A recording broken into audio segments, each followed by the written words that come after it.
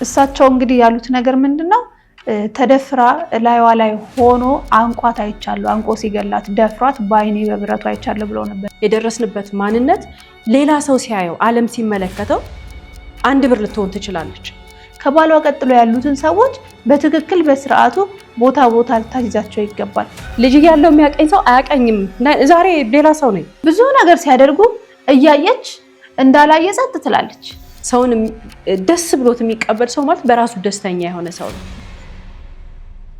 በዚህ መኖሪያ መንደር ውስጥ ሰላማዊ ኑሮ ያላቸው የአካባቢው ነዋሪዎች የወንጀል ድርጊት በአካባቢያቸው ሰምተው አያውቁም። አልፎ አልፎ ስርቆት ወይም ጸብ በሰፈሩ ሲፈጠር በፍጥነት የሰፈር ሽማግሌ ከፖሊስ ጋር ተባብሮ ፍትህ እንዲሰፍን በጉብዝና ይሰራሉ። በአንድ ቀን ግን የወንጀል ያውም ግድያ ተፈጽሞ የተገኘው በእነዚህ ሰዎች ቤት ነው። እነዚህ በአንድ ቤት የሚኖሩ የቤተሰቡ አባላት በእርግጥም ደስተኛ ህይወት፣ መከባበር የሰፈነበትና መግባባት ያለበት ቤት ነው ለማለት ያስቸግራል። በእርግጥ ከነዚህ አራት ሰዎች የሚዋደዱ እንዳሉት ሁሉ የሚጠላሉም አሉ። ይህች ሴት ጽዮን የዚህ ግለሰብ ሚስት ናት።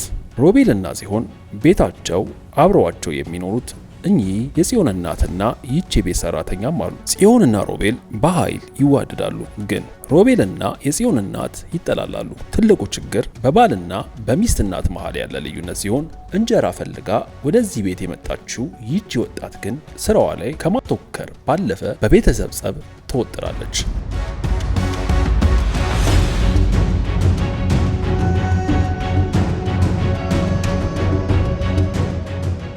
እኚህ የጽዮን እናት ዛሬ ባልና ሚስቱ የሚኖሩበት ቤት ለሴት ልጃቸው ገዝተው የሰጡ ሲሆን ከጽዮን ሌሎችም ልጆቻቸውን አሳድገው ለቁም ነገር ያደረሱ እናት ናቸው። ዛሬ ፖሊስ ዘንድ ቀርበው ይናገራሉ። በእድሜያቸው ክብር፣ በስራቸው ምስጋናን የተቸሩት እኚህ እናት የትዳር አጋራቸው በሞት ከተለዩ በኋላ ገንዘባቸውን ለልጆቻቸው እየሰጡ መኖራቸውን ይናገራሉ። ግን በአንድ ቀን በጽዮን ቤት በሰነበቱበት ሳምንታት መሃል ሐሙስ ቀን በ9 ሰዓት ላይ እናት ጽዮን ጋር ስልክ አንስተው ይደውላሉ።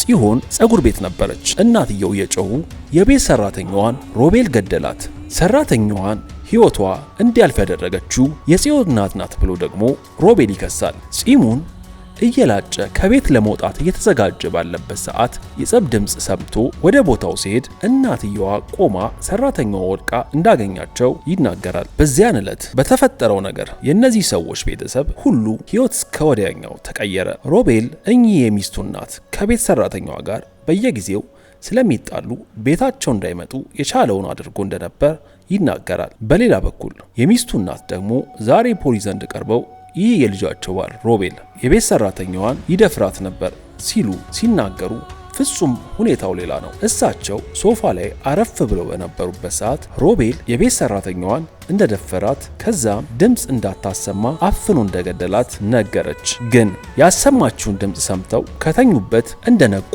ይናገራሉ። ከዚህም ባለፈ እናት ባይናቸው ሮቤል ሰራተኛዋ ላይ ሆኖ እንዳገኙት በዚያን ዕለት ተናገሩ። የማን ነው እውነቱ? ሁለቱም የራሳቸውን እውነት ሲናገሩ እና አንዳቸው በሌላቸው ላይ ጣታቸውን ሲጠቁሙ በመሃል ጽዮን ግራ ተጋባች። በሌላ በኩል ደግሞ ምስኪኗ የቤት ሰራተኛ ህይወቷን አጣች። ታዲያ ለዚህ ቤተሰብ ህይወት እስከ ወዲያኛው መቀየር ምክንያት የሆነው የሰራተኛዋ ሞትና የገዳዩን ማንነት ለይቶ ለፍርድ የቀረቡበትን የፖሊስ ሂደት በዛሬው የስለ ህይወት ፕሮግራማችን ይዘንላችሁ ቀርበናል። እስከ ፕሮግራማችን ፍጻሜ ተከታተሉ ስንል ጋበዝናችሁ።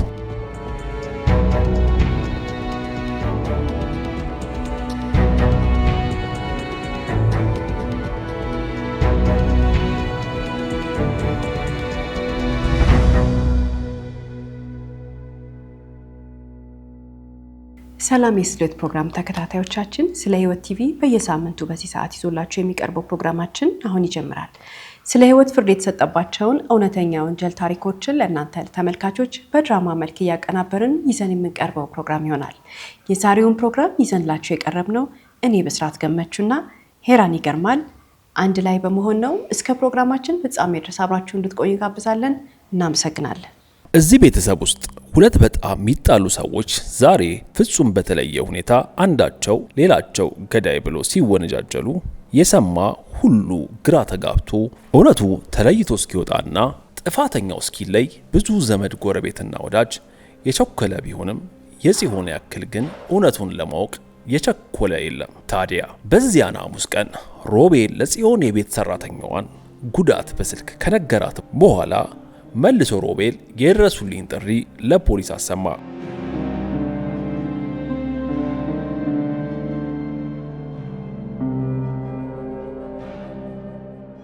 ፖሊስ በቦታው ሲደርስ የቤት ሰራተኛዋ ራሷን ስታ የወደቀች ትመስል ነበር፣ ግን ህይወቷ ሄዷል።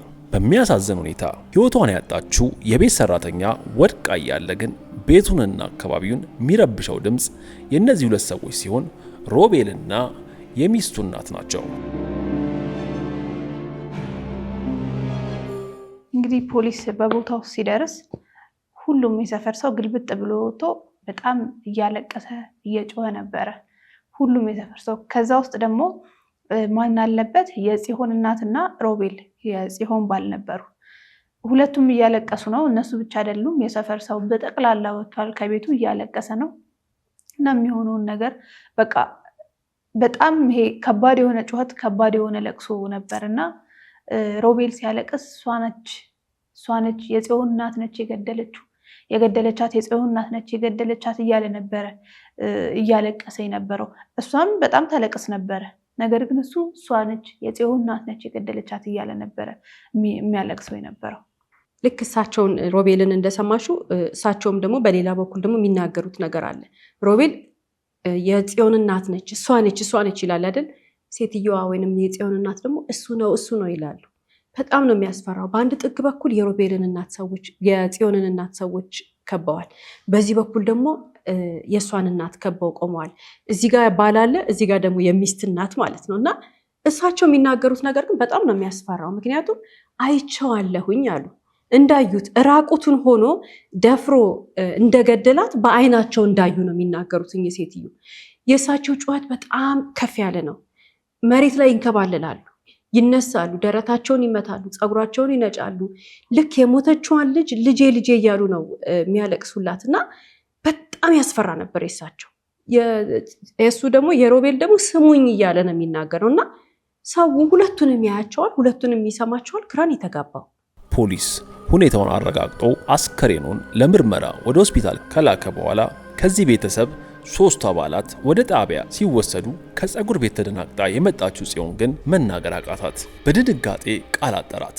ፖሊስ ከዚህ በኋላ የተረዳው ነገር የዚህም ቤተሰብ ህይወት ምን ይመስላል ሲሆን የቤተሰቡ ሰራተኛ ከጽዮንና ሮቤል ጋር አብራ 3 ዓመት ከ2 ወር ኖራለች። ታዲያ በቤቱ ቋሚ ሆነው የሚኖሩት ጽዮን፣ ሮቤልና የቤት ሰራተኛዋ በሰላም ነው የሚኖሩት። አልፎ አልፎ ቤት ውስጥ እየመጡ ሰንብተው የሚሄዱት የጽዮን እናት ለዚህ ቤት እጅግ ቅርብ ናቸው። ሮቤል ደግሞ በቤቱ የሚከበርና የሚፈራ አባወራ ነው ይባላል። ጽዮን እንደገለጸችው ግን ሰራተኛዋና ሮቤል ይከባበራሉ ግን ይቀራረባሉ ብላለች። መቀራረብ ማለት ምን አይነት ነው ስትባል የቤት ሰራተኛዋ ቤት ውስጥ ከጽዮን ይልቅ ሮቤልን ረጅም ሰዓት ቤት ውስጥ ታገኘዋለች። ያ የረጅም ሰዓት ቤት ውስጥ የሚያሳልፉት ምክንያት ግን ጽዮን ስራዋን ብዙ ሰዓት ስለሚወስድባት ነው። ጽዮን የተናገረችው በዛን ዕለት ጠዋት ጽዮን ከቤት ስትወጣ የምሳቃ የሰጠቻት የቤት ሰራተኛዋ ስትሆን በጠዋት መውጣቷን ተናገረች። ቀጥላ ጽዮን የቤት ሰራተኛዋ ከቀኑ 6 ሰዓት ከሩብ ላይ ደውላ ምሳ ለእናቷና ለሮቤል እንድታቀርብ የተናገረቻት ስትሆን እናቷ ተኝተዋል፣ ሮቤል ግን እየተመገበ መሆኑን ገልጻለች።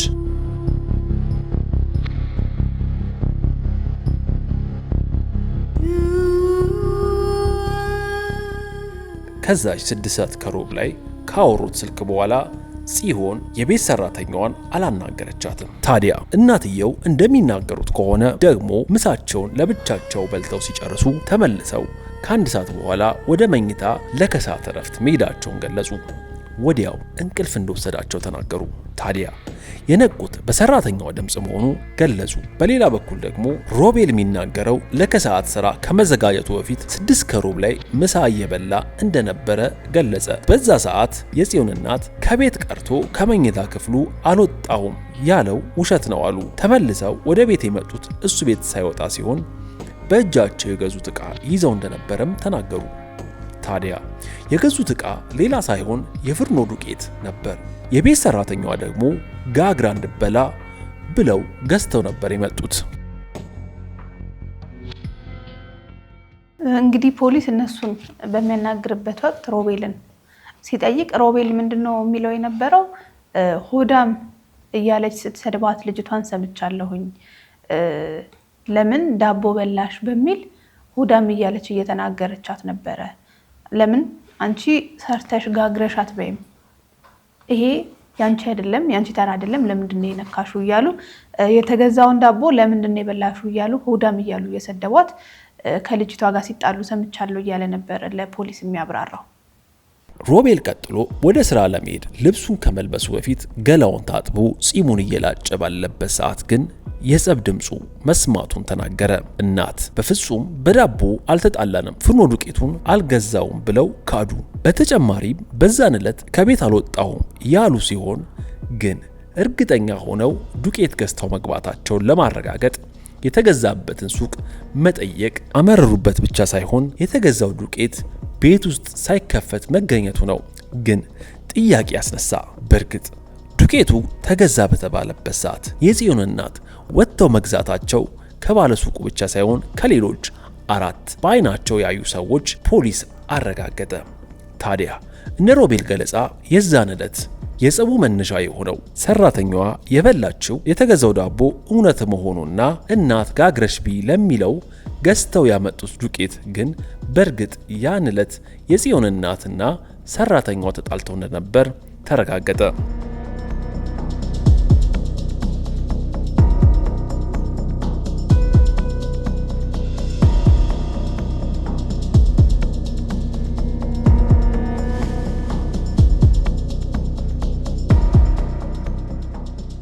ምክንያቱም ከሰራተኛዋ ጋር በዳቦ መጣላታቸው ተቆጥቶና ተጣልተው መናገራቸው ዛሬ ጽዮን ብቻ ሳትሆን ስልኳ ላይ ያለው የስልኳ መረጃ ያረጋግጣል። ታዲያ የሰራተኛዋ ለሁለቱ ባልና ሚስት ታዛዥና ቅናት ስራዋን ሰርታ በአግባቡ ደሞዟን ለቤተሰብ ልካ ምታግዝ ስትሆን ሁለቱም ከሰራተኛዋ ጋር ባላቸው ግንኙነት ጥሩ መሆናቸውን ይናገራሉ። በሌላ በኩል የጽዮን እናት ግን ከሰራተኛዋና ከሮቤል ጋር ፍጹም ጸበኛ ናት። በተደጋጋሚ ይደፍራታል፣ ራሷ ነግራኛለች እያሉ ሲሆን ከልጃቸው ጽዮን ጋር ግን እንደ እህት እንደሚኖሩ ገልጸዋል። የጽዮን እናት እንደሚናገሩት መሰረት ባል ከሰራተኛዋ ጋር ተስማምተው አያውቁም ብለው አስረዱ። ጽዮን ደግሞ ስለ ሮቤል የምትናገረው ነገር ጽዮንና ሮቤል ጥሩ የሚግባቡ ባልና ሚስቶች ናቸው። እንግዲህ በደንብ ይተዋወቃሉና ጽዮን ስለ ባሏ ስትናገር ከሰራተኛ ጋር ያለው ሪሌሽንሺፕ በጣም ሰላማዊ ነው። እንደ ታናሽ እህቱ ነው የሚያያት። ጮክ ብሎ እንኳን ተናግሯት አያውቅም እና የተከባበረ ግንኙነት አላቸው ነው የምትለው። ፍጹም ባሏ ላይ ጥርጣሬ የላትም። እንደውም አለች ጽዮን የሱን ጨዋነት ገልጻ የሱን ሰው አክባሪነት ገልጻ ለሷም ለሰራተኛዋም እንደሚያዝንላት ከገለጸች በኋላ ያለችው ነገር ምንድነው? ይልቁንስ አለች የገዛ እናቷ እንደሆነች ሰራተኛዋን ማታከብራት፣ የገዛ እናቷ እንደሆነች ከአንድም 2 ጊዜ እንደደበደበቻትና የቤት ሰራተኛዋን ልብሷን ሁሉ ጠቅልላ ደሞዟን ሰጥታ ልታባረራት ስትል እናቷ እሷ ግን አስታርቃ በመሃል እንዳስቀረቻት፣ ትልቅ ችግር ያለው ከእናቷ ጋር እንጂ ከባሏ ጋር እንዳልሆነ ጽዮን ደጋግማ ነው የተናገረችው። በዚህ ነገር ላይ ብዙ ሰዎች ደንግጠዋል። ምክንያቱም እውነቱን ስለተናገረች እሷ የተሰማትን ነገር ነው የተናገረችው። ብዙ ሰዎች ግን የጠበቁት በቃ እንደዚህ ያርገዋል ወይንም ደግሞ የሱ ራቁት መገኘት የተባለው ወሬ ስለያዙ ጽዮን ይሄን የምትናገር አልመሰላቸውም ነበር። የጽዮን እናት ግን ውሸት ነው በማለት ከሰራተኛዋ ጋር ተጣልተው እንደማያውቁ ሲናገሩ፣ ፖሊስ ግን በጸብ ሰዓት የገላገሉ በርካታ ጎረቤቶች ጋር ቀርቦ ባጣራው መሰረት የጽዮን እናት የቤት ሰራተኛዋን በመጡ ቁጥር ይቆጧትና ይደበድቧት ነበር። በሌላ በኩል የተረጋገጠው አንድና ትልቁ ነገር የቤት ሰራተኛዋ ከመሞቷ 2 ቀን በፊት የተፈጠረው ትልቅ ጸብ ነው።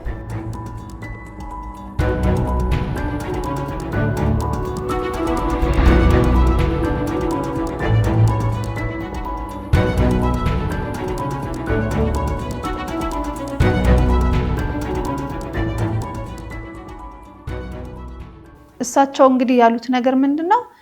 ተደፍራ ላይዋ ላይ ሆኖ አንቋት አይቻለሁ፣ አንቆ ሲገላት ደፍሯት በአይኔ በብረቱ አይቻለሁ ብለው ነበር የተናገሩት። ነገር ግን ፖሊስ በቦታው ሲደርስም ሆነ በኋላ ላይ በማስረጃ ያረጋገጠው ነገር ያ አልነበረም። እሳቸው ሮቤል ላይ ለማሳበብ ያደረጉት ነገር ነው እንጂ ፖሊስ ያየው ነገር ተመታ እንደወደቀች ነበረ ያረጋገጠው። ከሁለት ቀን ጸብ በኋላ ግን የቤት ሰራተኛዋ ሞታ ተገኘች። ታዲያ ፖሊስ አስከሬን ምርመራውን ጨርሶ ወደ ቤተሰቦቿ አስከሬን ተልኮ ቀብር ስነ ስርዓቱ ከተፈጸመ በኋላ ግን ቤተሰቦቿ የሚጠይቁት ፍትህ ለማስፈን በጥንቃቄ ስራውን ቀጠሉ። እኚህ እናት ግን ከእድሜና ከአቅሟ በላይ እንዴት ገደሏት የሚለው ሀሳብ ለብዙዎች ትልቅ ጥያቄን ፈጥሯል። ምክንያቱም በክብደት በሰውነት ከዛም ባለፈ ከእድሜያቸው አንጻር የቤት ሰራተኛዋን በጉልበት ለመግደል የሚያስችል አቅም አላቸው ብሎ ለማሰብ ያስቸግራል። ግን በዚያን ዕለት ሮቤል አየው ያለው ነገር ጥርጣሬውን ከፍ አደረጉ።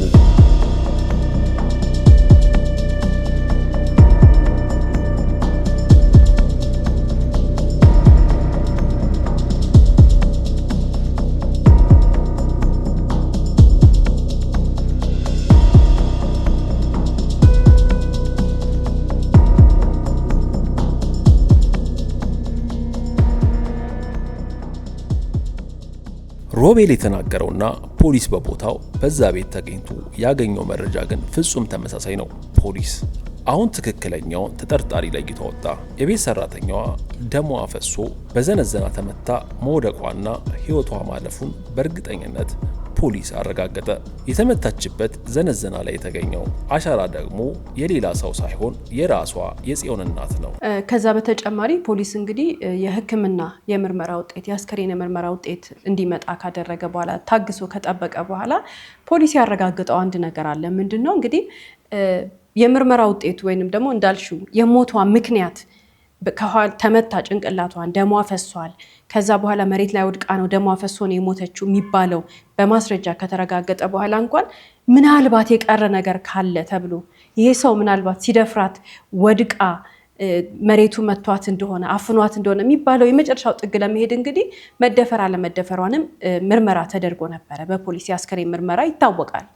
በዛ ሰዓት በጣም የሚያስገርመው ነገር ሮቤልም አልደፈራትም። ይህች የቤት ሰራተኛ ምንም አይነት ጾታዊ ግንኙነት የሚባል ነገር ውስጥም ገብታ አታቅ።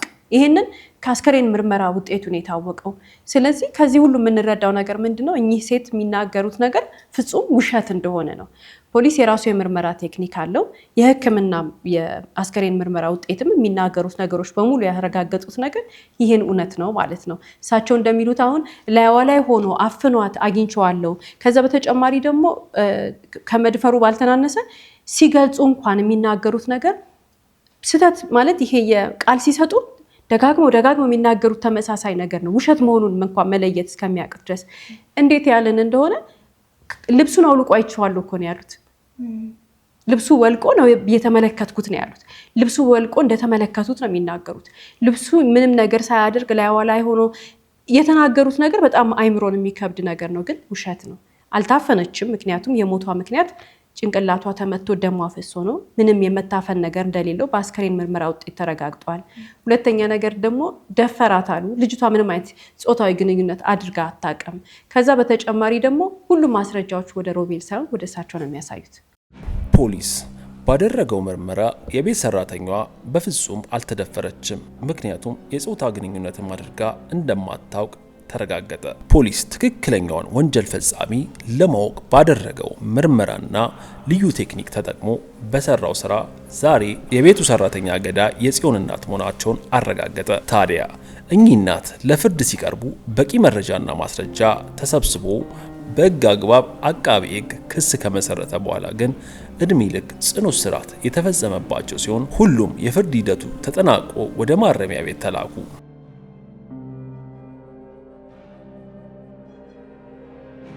ከ8 ወራት በኋላ ግን መልሰው ፖሊስ እናትና ልጆቻቸው ባሉበት ክደው የነበሩትን አምነው ይቅርታ ጠየቁ።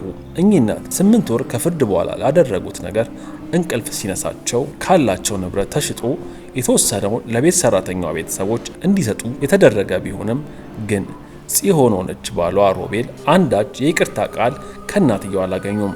ዛሬም ሮቤል እንደማይወዳት የሚናገሩት እናቷ ከሁለቱም ጋር ምንም አይነት ግንኙነት የላቸውም። እኚህ እናት በውሸት ጥፋተኛ እንዲባል የሄዱበት ርቀት ምናልባት ፖሊስ ጠንክሮ ሰርቶ ባይሆን የእሳቸው ዓላማ ለጥንዶቹ ቀጣይ ህይወት ትልቅ መሰናክል ነበር። እንግዲህ ሁሌም ከየታሪኮቻችን መጨረሻ ላይ ያነሳን የምንወያይባቸው ጠቃሚ ምክር ሀሳቦች አሉ። ከነዚህም ውስጥ የዛሬዎቹ ባለ ታሪኮቻችን ናቸው። እንግዲህ እንዳየነው እዚህ ታሪክ ላይ ብዙ ሁሌም እንደምንለው በትናንሽ ትናንሽ በሚመስሉ ስህተቶች ብዙ ጥፋቶች ከባድ የሆኑ ነገሮች ይመጣሉ። ልክ እንደ ዛሬው ባለ ታሪካችን እስከ ሞት የሚያደርስ ነገር ማለት ነው። አንዳንድ ነገርም በእንጭጩ መግጨት እየተቻለ ነገሮችን ቶሎ መገደብ እየተቻለ የባሰ የሆነ ነገር ውስጥ የሚገባው ከዛሬ ነገ ይሻሻላል፣ ከዛሬ ነገ ይተዋል ምናምን እየተባለ ነው። እንግዲህ እኚህ ሴትዮ የሆነ በቃ የክፋት ስር ናቸው። ክፋት ነው ውስጣቸው የሞላው። ሰውም እንግዲህ የልጃቸው ባል ነው፣ ልጃቸው ቤት ነው የገቡት። እችም ልጅ አገልጋያቸው ነው፣ ትጠቅማቸዋለች። ነገር ግን ይሄ ክፋት እንግዲህ አሁን ምን ሊባል ይችላል? እሳቸው እዛ ቤት ውስጥ ይመጣሉ፣ በስነስርዓት እየኖሩ ነው የሚሄዱት። ሌሎችም ልጆች አሏቸው። የሰው ቤት ውስጥ ገብተው የልጃቸውን ቤት ሙሉ ለሙሉ ምስቅልቅል አደረጉ ማለት ነው። አሁን ይህ ሰው ደፍሯል ተብሎ ቢታሰር የልጃቸው ህይወት እንግዲህ የሴት ልጃቸው ህይወት ቢበላሽ ምንድን ነው የሚጠቀሙት? እንግዲህ የወለዷት ናቸው። ሰው ሲወልድ ለወለደው ይራራል አይደል እንዴ? እንኳን ሰው ድመት እንኳን የወለደውን ይይዛል። ይሄ እንስሶች እንኳን የወለዱትን ይወዳሉ። የወለዱትን ክፉ እንዲነካባቸው አይፈልጉም። እና እኚህ ሰው ግን ምን አስበው እንደዚህ እንኳን አደረጉ ሲባል ስራቸው ወይ ደግሞ ክፋት ይሄ ከሰውነት በቃ ከማንነታቸው የመነጨ ክፋት ካልሆነ በስተቀር ይሄ ነው ጥቅማቸው፣ በዚህ ይነካባቸዋል፣ ክብራቸው ይነካባቸዋል የሚባል ነገርን የተደረገ ነገር የለም። ምክንያቱም በሰላም እየኖሩ ነው። እነዚህ ባለትዳሮች በጥሩ ሁኔታ ትዳራቸውን መርተው በሰላም እየኖሩ ድንገት መጥተው ግን እኚህ ሰው ብዙ ነገሮችን አበለሻሽተዋል። እንዲህ ነው አንዳንድ ቤተሰብ ውስጥ አንድ ሰው ይመጣና ነገሮችን ሁሉ ጥፍት ያደርጋል። በሌሎች ፕሮግራሞቻችንም እንዳየነው የሆነ ሰው የባል ቤተሰብ፣ የሚስት ቤተሰብ፣ እናት ወይ አባት ወይ አክስት ቤት ውስጥ ይመጣሉ። እዛ ቤት ውስጥ ይመጡና ያንን ቤተሰብ ብጥብጥ ያደርጉታል። በዛ ሰዓት ዝም እየተባለ ይታለፋል። ወይ እሷን እንዳላስቀይማት እሱን እንዳላስቀይመው እየተባለ ቤት ውስጥ ከባድ ነገር ይፈጠራል። በጣም ከባድ፣ ሰው ሊወጣው የማይችለው እንደዚህ አይነት ነገር ውስጥ መገባባት አይደለም መቀያየም ስለምን ይፈጠራል? ትንሽ መደባበር ስለምን ይፈጠራል? ነገሮችን በሰላም በፍቅር መፍታት እየተቻለ አንዳንድ ጊዜ ሰው መራራቅ እኮ ያዋድዳል፣ መራራቅ ያከባብራል። ሰው ተራርቆ ከስንት አንዴ መጠያየቅ መጥቶ መሄድ እሱ ሰውን ይሄ እንድትዋደጅ እንድትነፋፈቂ ነው የሚያደርገው። አብሮ ቁጭ ብሎ ግን ፈላጭ ቆራጭ መሆን ያናንቃል። እንግዲህ ሴትዮ ገብተው ሰው ቤት ውስጥ ባልና ሚስት ሰርተው ይመጣሉ። በሚሰራ ምግብ በትንሽ ነገር ለምን በላሽ፣ እንግዲህ ዳቦ ለምን በላሽ ተብሎ ሰውን እዚህ ደረጃ ላይ ማድረስ ማለት ይሄ የክፋት ጥግ ይባላል። እንደዚህ አይነት ሰዎችን ይሄ አሽሞንሙነን ልናስቀምጣቸው፣ ኧረ የባሌ እናት ነች፣ ኧረ የሚስቴ እናት ነች፣ ብናገራት እሷ ትቀየማለች። ትዳሩ የሚፈርሰው እሷ ስትናገራት ሳይሆን ሴትዮዋ ወይ ደግሞ ሌላ ሰው እዛ ቤት በቆየ ቁጥር ነገሮች መስመራቸውን እየሳቱ ይመጣሉና አንድ ትዳር ውስጥ ሁሌም እኔ እንደምለው አንድ ትዳር ውስጥ ባለትዳሮች ብቻ ቢኖሩ መልካም ነው። ሰዎች እንደየአስፈላጊነታቸው ሊመጡ ሊሄዱ ይችላሉ። ነገር ግን ዋናው ያ ትዳር ነው። ባልና ሚስቱ እነዛ ናቸው። ህይወቱ የነሱ ነው። የሚያስቀጥሉት እነሱ ናቸው። ስለዚህ ይሄ የሚመጡ ሰዎች ሰላማችንን የሚነሱ ለሰላማችን እነሱ ሲመጡ ቤቱ የሚበረስ ከሆነ እነሱ ሲቀሩ እፎይ የምንል ከሆነ በቃ እነዛ ሰዎች አላስፈላጊ ናቸው ማለት ነው። ምንም በቃ ይሄ ማመቻመች ምናምን የሚባል የለም። ከህይወታችን ማስወጣት ነው ያለብን። ምክንያቱም ባቆየናቸው ቁጥር ሌላ መዘዝን ይዘውብን እየመጡ ነው የሚሄዱት። ካየሽ ብዙ ነገሮች ታሪኮቻችንን ስንሰራ የሆነ ነገር ይፈጠራል፣ የሆነ ምልክት ይታያል፣ ይታገሳሉ። ከሁሉም ቤት ግን መጨረሻ ላይ አንድ ሬሳ ይወጣል፣ አንድ አስክሬን ይወጣል፣ የሆነ ሰው ይሞታል። በሰላም ራሱ ተፈቶ የሚሆን ነገር አይኖርም። እና እንደዚህ አይነት ነገር ውስጥ ከመግባት ሰው በሰላም ይኖር የነበረ ሰው ከቤት ውስጥ ሬሳ ወጥቶ ሲቀበር፣ አንዱ ወደ እስር ቤት ሲሄድ፣ ነገሮቹ ድብልቅልቃቸው ሲወጡ አይመስለንም። መጀመሪያ ግን ብናስተውል ምልክቶቹ መጀመሪያ የሚታዩ ናቸውና የሩቁን ቀረብ ብለን ማየት ቢሆንልን መልካም ነው። ሌላው እዚህ ታሪክ ላይ በጣም የምታሳዝነው የቤት ሰራተኛዋ ነች አይደል? እንግዲህ እሷ ምንድነው ትልቁ ጥፋቷ? ለምንድነው በዚህ ደረጃ ከሁሉ ሰው የበለጠ እሷ ተጎጂ የሆነችው የሚለውን ስንመለከት የዋህ ስለሆነች ነው። ስንቶቻችን ነን እንደሷ አይነት የዋህነት በህይወታችን ላይ የምናሳየው? ከሷ ህይወትስ ምን እንማራለን፣ ምን እንገነዘባለን የሚለውን የምናየው ነገር እንግዲህ ምንድነው ጓደኝነት ሊሆን ይችላል፣ ትዳር ሊሆን ይችላል፣ እንደዚህ አሰሪና ሰራተኛ ግንኙነት ሊሆን ይችላል፣ መስሪያ ቤት ውስጥ ሊሆን ይችላል ምናምን በጣም ሰላማችንን የሚነሳን ነገር፣ ክብራችን የሚነካበት ቦታ፣ ማንነታችንን የምናጣበት ቦታ ላይ ካልተፈለግን በቃ የኛ ያልሆነ ቦታ ጋር መገኘት የለብንም። እሷ ሞኝናት፣ የዋህነች። ምንድነው የምትገለጽበት መንገድ በጣም ነው ግራ የሚገባው። እንደዚህ እስከምትናቅ ድረስ ማለት ሴትዮዋ ደብድበዋት ያውቃሉ። ልብሷን እንደማትፈለግ አንድ የማይፈለግ ተጠቅሞ እንደምንጥለው ቁስ ነይ ውጪ ብሎ ከልጃቸው ቤት 2 ጊዜ ሊያስወጧት እንደነበር የራሳቸው ልጅ እንደመለሰቻቸው ተናግራለች። ማለት በምድር ላይ ሊደረግ የሚችለውን ነገር በሙሉ አርገው አጎሳቅለዋታል። በመጨረሻ ገደሏት። ይህንን ነገር ስንመለከት ወደ ራሳችን ህይወት መምጣት መቻል አለብን። አንዳንድ ጊዜ ጓደኞቻችን መካከል የሆነ ግሩፕ መካከል ልንገለል እንችላለን። መስሪያ ቤታችን ውስጥ ሊያገሉን ይችላሉ ሰዎች። ከጎረቤት መሀል ልንገለል እንችላለን። የተለያየ ቦታ ላይ በቃ አንድ ነገር ሊደርስብን ይችላል። ሰዎች ላይፈልጉን ይችላሉ። የሚገባንን ክብር ላይሰጡን ይችላሉ። የሚገባንን ነገር በታች በሆነ መንገድ ትሪት ሊያደርጉን ይችላሉ። እኔ የማላረገው ነገር ቢኖር የማልፈለግበት ቦታ እኔን እንኳን ደህና መጣሽ ብሎ የማይቀበለኝ ኢንቫይሮንመንት ጋር 1 ሰከንድ አላሳልፍም። 1 ሰከንድ። ምክንያቱም ራሴን ስለማከብር ምን ልሁን ብዬ የሚሄድበት ቦታ ሁሉ አጨብጭቦ ምናምን የሚቀበለኝ ሰው ጋር ነው የሚሄደው እንጂ እንዴ ፊቱን የሚገላምጠኝ ትልቅ ሆነ ትንሽ፣ ሴት ሆነ ወንድ፣ ተማረ አልተማረ፣ ገንዘብ ኖረው አልኖረው፣ የትም ቦታ እኔ ራሴን የማስቀምጠው የምወደድበት የምከበርበት በቃ ሰው የሚገባኝን ማንነት ሰውኛ ባህሪውን የሚሰጠኝ ቦታ እንጂ ደግሞ መጣች የምባልበት ገና ሲያይሽ ትችት የሚተች ሰው፣ ገና ሲያይሽ የማያከብር ሰው፣ ወይኔ ምነው ጠቆርሽ፣ ወይኔ ምነው ከሳሽ፣ ወይኔ ምነው ወፈርሽ ምናምን የሚል ሰው ጋር እንደገና ደግሞ ይሄ ስራዬን የሚያጣጥል ህይወቴን የሚያጣጥል ሰው ጋር ድርሽ አልልም። እኔ ለምን ብዬ ራሴን በጣም ስለማከብር አላረግም እንደዛ። ሁላችንም እንደዛ ነው ማድረግ ያለብን። የሚወደን ሰው ጋር ቫልዩ የኛን ቫልዩ የሚረዳ የኛ ሳይሽ በጣም ነው ደስ ሊለኝ የሚገባው። ያንቺ መምጣት ለኔ ውስጤ የሚሰጠኝ ኤነርጂ ፖዚቲቭ ነው አይደል? ስለዚህ ያን ፖዚቲቭ ነው ራዲየት ማድረገው። አንዳንድ ሰዎች ግን አሉ ገና ስትመጪ ቀኙና ግራው አይናቸው የተቀያየረ እስኪመስል ድረስ የሚገላምጡ አይደል? ቀንድ ያላቸው እስከሚመስል ድረስ ሁሉ ነገራቸው ውጥርጥርጥር የሚል። ለምንድን ነው? እነዛ ሰዎች አጠገብ ምን ስንሆን እንቀመጣለን? ኢነርጂያቸውን ለራሳቸው የልበሱት የዋጡት ይኖሩበት። እኛ እንደዚህ አይነት ኢነርጂ ኔጌቲቭ ኢነርጂ ያለበት ቦታ ጋር እንቀመጥም።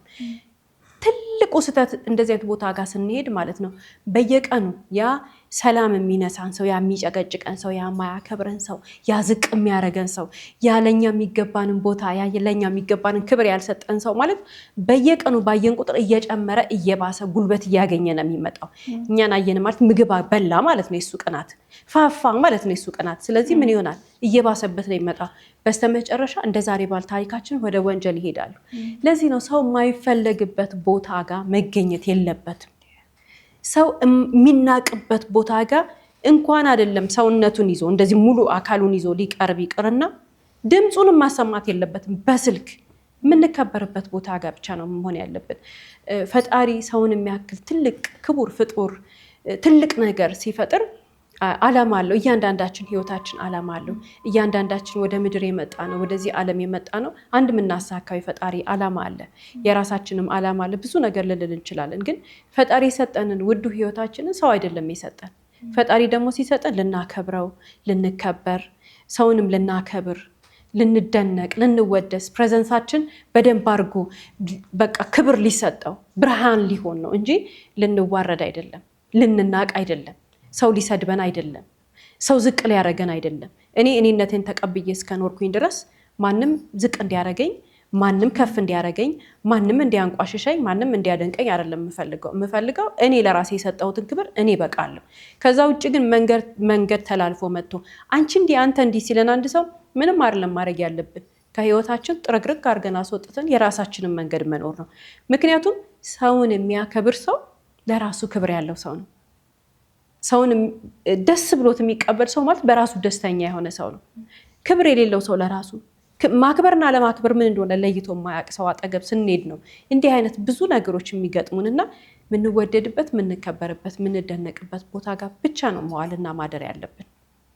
ሌላው ደግሞ ታሪካችን ላይ እንዳየነው ጽዮን ነች፣ የጽዮን እናት ነች ሴት እና ጽዮን እናቷን ማስቆም ትችል ነበር። ከምንም በላይ ብዙ ጊዜ ትዳር ውስጥ ቤተሰቦቻችን ይመጣሉ።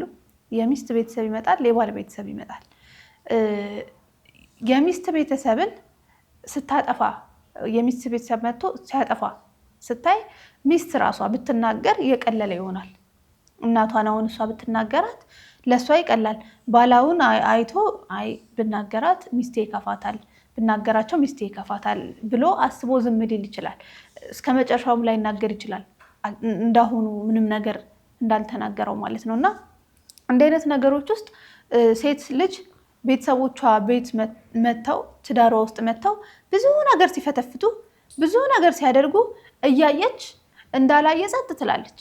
ይሄ ማለት ትዳሯን እያየችው ገደል እየከተተችው ነው ማለት ነው። እያየችው ወደ ገደል ሲያመራ ሊፈርስ ሲቃረብ ወይ ደግሞ ችግር ሊፈጥር ሲቃረብ እያየችው ነው ማለት ነው።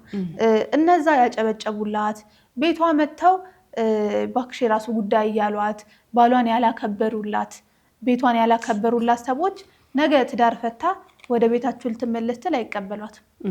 ከተቀበሏትም ደግሞ ከትንሽ ጊዜ በኋላ መሳለቂያ ነው የሚያደርጓት፣ ውጭልን ነው የሚሏት። ሴት ልጅ ካገባች በኋላ በቃ ያ ነው ቤቷ፣ ወንድም ካገባ በኋላ ያ ነው ቤቱ። ነገር ግን መሀል ላይ የሚመጡትን ሰዎች እኛው ራሳችንን ነው ልንላቸው የሚገባው። በተለይ ደግሞ ሴት የሴት ቤተሰብ ሲሆን እያየች ራሷ በቃ እሱም አይናገርም ብላ እያየች መተው ማለት ትዳሯን እያፈረሰች ነው ማለት ነው። አንዳንድ ጊዜ እኮ በቃ ነገሩ ልክ እንዳልሆነ እሷም በውስጧ ታውቃለች፣ እሱም በውስጡ ያውቃል። አይነጋገሩም። እሷም እያየች ጸጥ ትላለች። ሰው እንዴት ነው የራሱን ቤት አይኑ እያየ የሚያፈርሰው? የእናቷን ባህሪ እያወቀች እናቷ ምን ያህል ነገሮችን እያደረገች በየጊዜው የማይሆኑ ነገሮች እያደረገች ቤት ውስጥ ሰላም እየነሳቻቸው እያየች ዝም እያለች ነበረ። ቅድሚያ መስጠት ላለባት ነገር ቅድሚያ መስጠት መቻል አለባት። እዛ ቤት ውስጥ መከበር ያለበት ቦታ ሊሰጠው የሚገባው አባወራው ባሏ ነው። ስለዚህ ሁሉም ነገር ከባሏ ቀጥሎ ነው የሚሆነው ማለት ነው። ከባሏ ቀጥሎ ያሉትን ሰዎች በትክክል በስርዓቱ ቦታ ልታስይዛቸው ይገባል። ሁሉም ሰው በሰው ሕይወት ውስጥ ቦታ አለው። እናት ቦታ አላት፣ ባል ቦታ አለው፣ ሁሉም ማለት ነው። ሰው እናት አባቱ ቤት እየኖረ ቦይፍሬንዱን አምጥቶ እናቷ ቤት ሊፈነዳባቸው አይችልም። እንደዚህ ያደርጉ እንዲያደርጉ ሊል አይችልም በፍጹም። ይሄ የእናትየውን ክብር መንካት ስለሆነ ነው ሊባል የሚችለው። ስርዓትን ያዝ፣ ይሄ እናቴ ቤት ነው መምጣት አይቻልም ነው ሊባል የሚችለው። ከዛ በኋላ ደግሞ ባሏ ከሆነ በኋላስ ከተጋቡና አብረው ከኖሩ በኋላስ ያ ደግሞ የነሱ ቤት ነው። ባሏ በቤቱ እንደፈለገ መሆን ይችላል። ሌላ ሰው መጥቶ ግን እንደፈለገው እዛ ቤት መሆን አይችልም። የዛ ቤት ኃላፊ፣ አዛዥ፣ ባለቤት፣ አባወራ አለው። ሴት ልጅ ባሏን ካከበረች ከዛ በኋላ የሚመጡ ሰዎች ባሏን አይንቁ። ካከበረችውም ካስከበረችውም የሚመጡት ሰዎች ክፍተት እስካላገኙ ድረስ ቤት ውስጥ አይሳፈጡም እና ፊት የሰጠችው ራሷ ጽዮን ነች። ስለዚህ እንደዚህ አይነት ነገሮች ላይ ፊት መስጠት አያስፈልግም። ክፍተት ማሳየት አያስፈልግም። ለሰዎች ንዴት ራሱ ማሳየት አያስፈልግም። አንዳንድ ጊዜ ባል ላይ ተናደን ወይ የሆነ ነገር ተፈጥሮ ምናምን ሌሎች ቤተሰቦች ካሉ ወይ ዝም ማለት እንዳያስታውቅ መሆን ነው። ምክንያቱም እኛ ያላከበርነውን ሌላ ሰው ሊያከብርልን አይችልም ማለት ነው። እና እንደዚህ አይነት ነገሮች ላይ ሚስት ሴት ልጅ ጥበበኛ ነች እና እንደዚህ አይነት ነገሮችን እያየች ይሄ ትዳሯን ወደ ገደል መክተት የለባትም። ሌላው እንግዲህ እዚህ ታሪክ ላይ በጣም ትልቁን የዚህም ቤተሰብ ታሪክ መመሰቃቀል ይሄ ሁሉ ኪሳራ እንዲመጣ ያደረጉት በዚህ መጠን የቤት ሰራተኛዋ ላይ እንዴት አሳዛኝ ነገር የፈጸሙት እናት መጀመሪያ ከተግባር ከቃል ነው ያደረጉት። እነዚህ ልጆች ስንመለከታቸው ወጣት ልጆች ናቸው፣ ታዳጊዎች ናቸው። ቤተሰብ እየገነቡ ነው ያሉት። ላይፋቸውን ሲሪየስ በሆነ መንገድ እየመሩ ነው ያሉት። ህይወታችንን የሆነ መንገድ ይዘን እየሄድን እያለን እነዚህ ሰዎች ስራ ይሰራሉ አይደል? ስራ ይሰራሉ፣ ትምህርታቸውን ተምረዋል፣ ኃላፊነት አለባቸው። ጠዋት ተነስተው እስከ ማታ ድረስ እየቀለዱ አይደለም። ላይፋቸው ሲሪየስሊ ነው የያዙት። እነዚህ ሰዎች አክብሮት ነው የያዙት። እንግዲህ አንድ ሰው ከሆነ የወጣትነት ወደ ጎልማሳነት እድሜ ክልል ሲሄድ ከሚያረጋቸው ነገሮች አንዱ ወደ ትዳር ውስጥ ይገባሉ። ትዳር ይዞ በስነስርዓት እየኖሩ ነው ያሉት እነዚህ ሰዎች። ቤተሰብ ሆነ ሌላም ሰው ይህንን ነገር እንዲያብብ ህይወታቸው እንዲወፍር እንዲፋፋ የሚያደርግ ነገር ነው የሚያደርገው እንጂ ህይወታቸውን ከጎን እየመጣ እየቦደሰ እየገባ እንዲከሳ አያደርግም አይደል? ምን ለማለት ነው? እኛ ህይወታችንን በአግባቡ እንመራለን። እኛ ህይወታችንን በቃ አንዳንድ ጊዜ እንዴት ነው በመርፌ ቀዳዳ ውስጥ ዝሆን ያለፈ እስከሚመስል ድረስ ቻሌንጅን አሳልፈን የተለያየ ነገር ወጥተን ወርደን ህይወታችንን ለመገንባት ብዙ መከራችንን እየበላን አብዛኞቻችን ምናልባት በርካታ ምሽቶችን፣ በርካታ ሌሊቶችን፣ በርካታ ቀኖችን፣ በርካታ ፀሐይና ብርድ ብዙ ዋጋ ከፍለናል ህይወታችንን ለመገንባት። የደረስንበት የአስተሳሰብ ደረጃ፣ የደረስንበት የገንዘብ ደረጃ፣ የደረስንበት ማንነት ሌላ ሰው ሲያየው ዓለም ሲመለከተው 1 ብር ልትሆን ትችላለች። እኔ ግን ስመለከተው ለኔ በጣም ብዙ ሊመስለኝ ይችላል። ለምን? ልፋቴንና ላቤን አውቀዋለሁ። በቃ እኔ መስማት የምፈልገው ይሄንን ነው። ሁላችንም መስማት የምንፈልገው መትጋትን ነው። ምንድነው ሰው መጥቶ ቤታችን እንትና አርጋ አክስቴ ከእንትና ጋር ተጣልታ ባሌን እንዲህ ብላው፣ ምንድነው እንደዚህ አይነት ቺፕ የሆነ ለጆሮ መስማት ራሱ የሚከብድ ሐሳብ። 2 ሰዎች ሚስቴን እንዲያልሻት ባሌን እንዲያልሹ ሰራተኛዋን እንዲያልሹ ሲለን ምን ሲንቀን ነው እንደዚህ አይነት ኢሹ እኛ ጋር ይዞ የሚመጣው? እዛ ጋር ስንት ገንብተን መተናል ህይወታችንን። እዚህ ጋር የምናወራው ነገር ምንድን ነው? ይሄንን ልብ ማለት መቻል አለብን። በህይወታችን ውስጥ በማንነታችን ላይ መደራደር የሌለብን አንዱ ነገር ምንድን ነው? በጆሮአችን፣ በግል ህይወታችን፣ በቤታችን ሰው መጥቶ በጆሮአችን ውስጥ የሚያስገባው ነገር ክብር መኖር አለበት። እኛ ለራሳችን የሰጠነው አይነት ክብር ከኛ ጋር የማይሄድ ከኛ ማንነት ጋር የማይመጣጠን መጥቶ አንቺማ እንዲህ ብለሽ አንተማ እንዲህ ብለህ ምናምን እያለ የሆነ ቺፕ የሆነ አይዲያ አለ አይደለ? በጣም ለማንም ሰው በቃ የማይመጥን ያንን ሀሳብ በቤታቸው ያካሂዱት። እሱ ያንን ኑሮ እነሱ በቤታቸው ይኑሩት።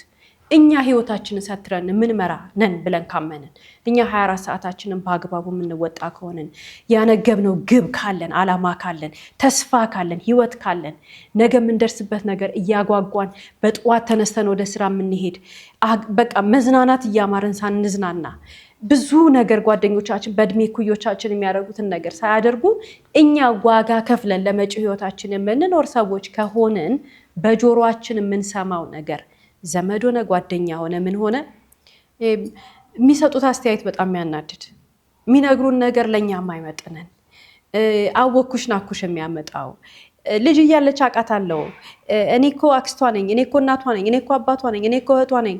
ኤክስኪውዝ ሚ፣ እኔ ራሴን ከገነባሁኝ በኋላ እማውቀው እኔ ነኝ። አንድ ሰው ራሱን ከገነባ በኋላ ስለሱ መናገር የሚችለው እኔ ብቻ ነኝ። ልጅ እያለሁ የሚያቀኝ ሰው አያቀኝም። ዛሬ ሌላ ሰው ነኝ። ትላንትና የዛሬ ዓመት የሚያቀኝ ሰው ዛሬ ሌላ ሰው ነኝ። ዛሬ እኔ ራሴ ላይ ሰርቻለሁ። ስለዚህ እንደዚህ አይነት ወሬ አልፈልግም ብለን መስመር ማስያዝ ያለብን እኛ ነን። ሰው ደግሞ በባህሪው ምን አይነት መሰለሽ፣ የሰጠሹን ነው የሚቀበለው። ጠጋ ይሉና ሙቀት ይለካሉ። እንዲህ ብዬ ብናገራት ምን ያህል ትመልስልኛለች ነው። አንዳንድ ሰው ገና ሲናገሩት ልካቸውን ስለሚያስገባቸው ሁለተኛ ያችን ቃል አይደግሟትም። አንዳንድ ሰው ግን ትዕግስተኛ ነው፣ ጸጥ ይላል። ኖ እንትን አቋማችንን እየለኩ ነው ድንበር እየጣሱ የሚመጡት። ስለዚህ ክብራችን ላይ አንደራደርም። ክብራችን ራሳችንን ስለምናከብር፣ ምክንያቱም ፈጣሪ የፈጠረን እንድንከበር አድርጎ ስለሆነ ያንን አሳልፈን ስለማንሰጥ ምንድነው የምናደርገው? ሰው መጥቶ ገና ትርኪ ምርኪ ሀሳብ ሲነግረን፣ ገና ከኛ ደረጃ ጋር የማይመጥን ነገር፣ ከኛ ጋር የማይሄድ ነገር፣ ከኛ ዓላማ ጋር የማይራመድ ነገር ማውራት ሲጀምር ጥግ እናስይዛለን። ጥግ አልይዝም ካለስ እዛው የለመድክበት እዛው የለመድሽበት ምን ለምንድነው አብረህ አዝግም ነው የሚባለው? እዛው አብሮ ያዝግሙ ብለን ጥለን መምጣት ነው እንጂ ያለብን ራሳችንን ማክበር መቻል አለብን። ህይወታችንን ማክበር መቻል አለብን። ሰው የፈለገበት የህይወት ቦታ ላይ ይሁን፣ ገንዘብ ኖረው አልኖረው፣ ተማረ አልተማረ፣ ማንም ይሁን ራሱን እስካከበረ ድረስ ምድር ላይ ያለው በሙሉ እንዲያከብረው ማድረግ ይችላል። በምን?